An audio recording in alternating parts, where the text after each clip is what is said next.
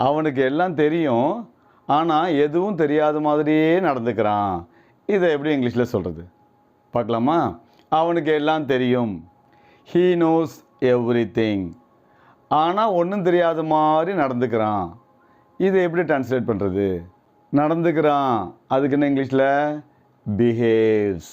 ஒன்றும் தெரியாதது மாதிரி அதை எப்படி சொல்கிறது? He doesn't know anything. அதுக்கு முன்னாடி ஒரு ஆஸ் இஃப் போட்டுக்கிறோம்.